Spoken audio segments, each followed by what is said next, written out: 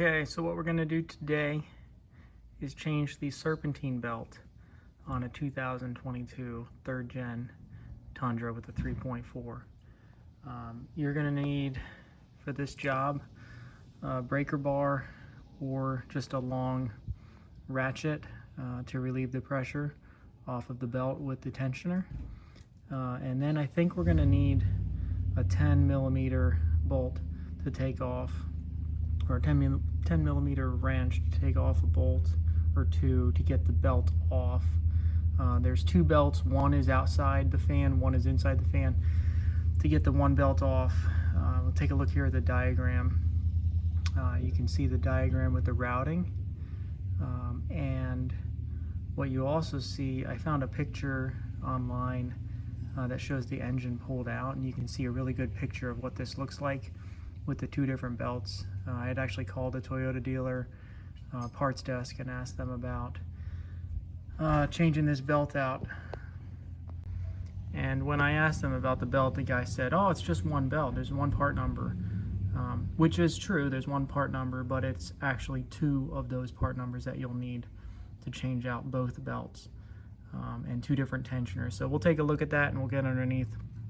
You can see on these pictures what it looks like, and then I'll show you on my truck what we need to do. So I'm using two aftermarket belts, not Toyota belts. These are just gates that I got from either Amazon or Rock Auto. But you can use a lot of different variations of belts. Usually Gates is a good brand to use for aftermarket. And again, this is so easy to get to. It's not a problem to use aftermarket parts. It's not like you're going to tear into the engine and need to put OEM parts in there. So use whatever belt you'd like. All right, so the first thing I'm going to have to do here is remove the skid plate, because I'm going to go at this from underneath.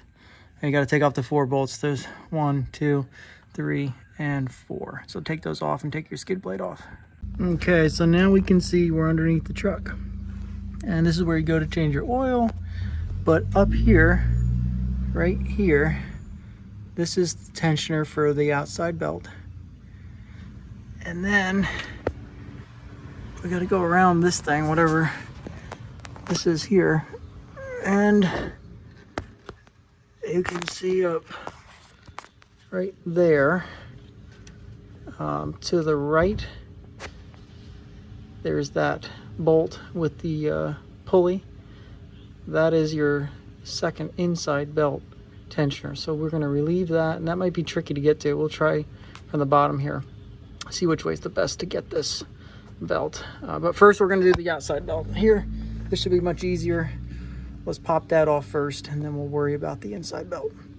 All right, so what we do here, we've got the 14 millimeter ratchet on the tensioner, and we just turn it clockwise, and that relieves your pressure. Then you'll loosen it back, let it go, and it comes right off. You slip the belt off when the tension's relieved, and you should be good to pull the belt off. Okay, so here is the old belt. You can see this is the Toyota part number 90916820228, I think, right? And it's not terrible, but it is starting to brown up and not frayed at all.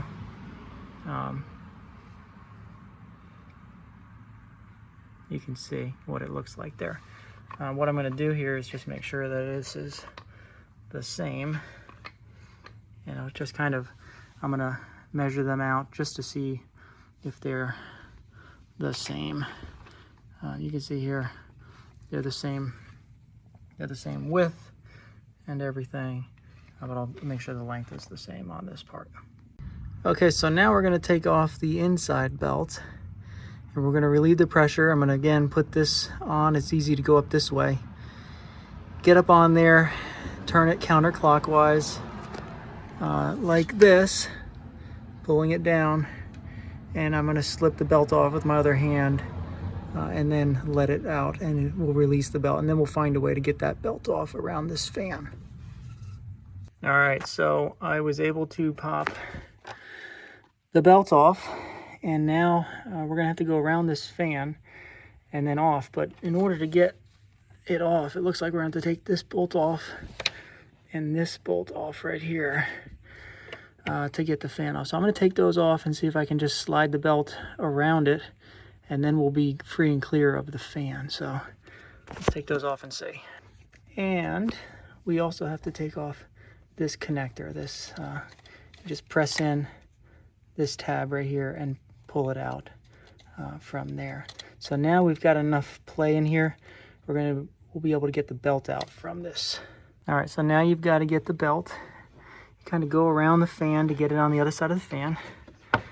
And now it's harder without two hands, but we're gonna go around here, kind of pull this up around this piece to get it off. Now take note here, this is the orientation of the belt coming off. You want to make sure that it goes in this way through that slide. As you slide it in, the new belt, the grooves face us and then goes around the fan back through this way around the fan blades to get it in there seated correctly. So now we have this old belt is also out. Belt number 2, much harder than belt number 1, but it is doable. You just got to take your time. And this is the same exact belt. It's the same size, the 2 that came off. So you need 2 of the same part number, whichever route you go, whether it's Toyota or the aftermarket belts. All right, so now as you see, I've got my new belt that's going to go on this way. We're going to put it the same exact way, slide it underneath this bracket, and then we'll put everything on the bracket back together and get it around the fan and back down to route it around the pulleys. All right, so the new belt is back on. So we're going to reconnect this bracket with the 2 bolts and reconnect the connector. These were 2 10mm bolts for this. Okay, so we've got those bolts back on, and we're gonna reconnect this connector here. Let's listen for the snap. Just like that. So now it's back in fully, and those bolts are back on, brackets there, and the belt is now in there where we can route it around the pulleys. All right, so now what I'm gonna try to do here, you can see there's that pulley up there. I'm going to go around the main crankshaft and then try to get it onto that, and then worry about the tensioner. So you can see to the left is I think that's the alternator or something. That pulley, that's the furthest to the left pulley. This is for the inside belt. And then it'll go up over that tensioner. That tensioner, just FYI, it does not release a lot, so it might be pretty difficult to get this up over there. You're gonna have to probably slide it up over that tensioner and use some pressure to get your other hand in there. I can't film, but you'll relieve the tension. After you get the belt routed, relieve the tension, slide it up over that tension pulley, the tensioner pulley, and it should be good and seated in there. So let me try this and see which works. All right, so I'm not gonna lie, that was a lot harder than I thought it was gonna be. What I did is I went around the fan shaft and the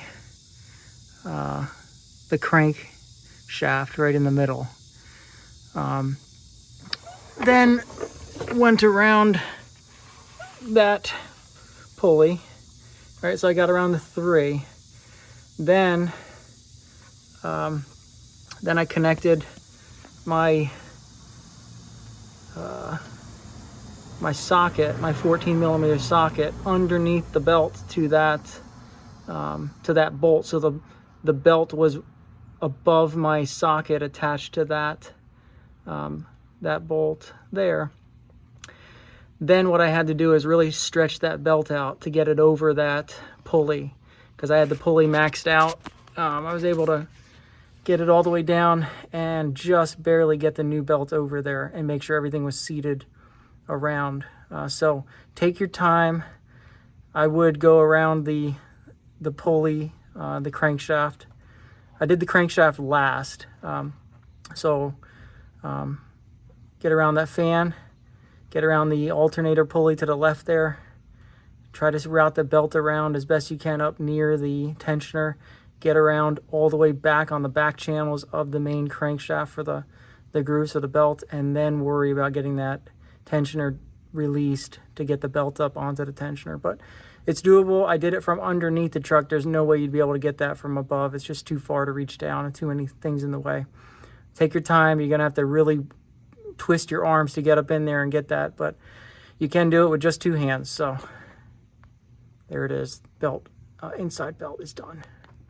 All right, so now we've got the new belt, routing it up in there to try to see if we can get this. I think what I'm going to do is go around the crankshaft, goes over to the tensioner, and then around the AC condenser thing here, and then I'm going to pull the bar down to release the tension and try to slide it up over this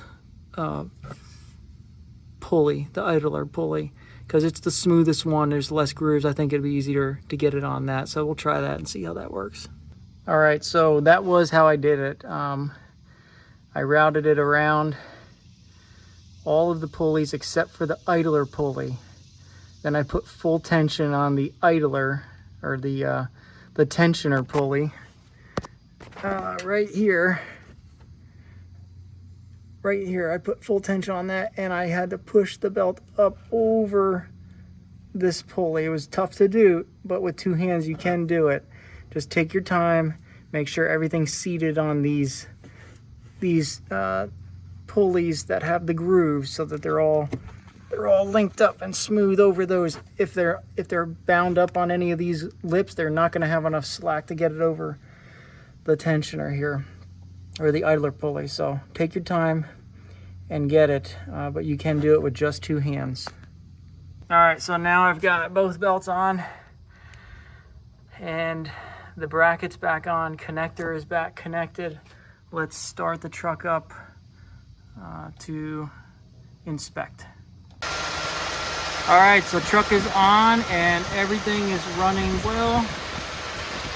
You can see the outer belt is running good there, and the inner belt, you can see, is running good there.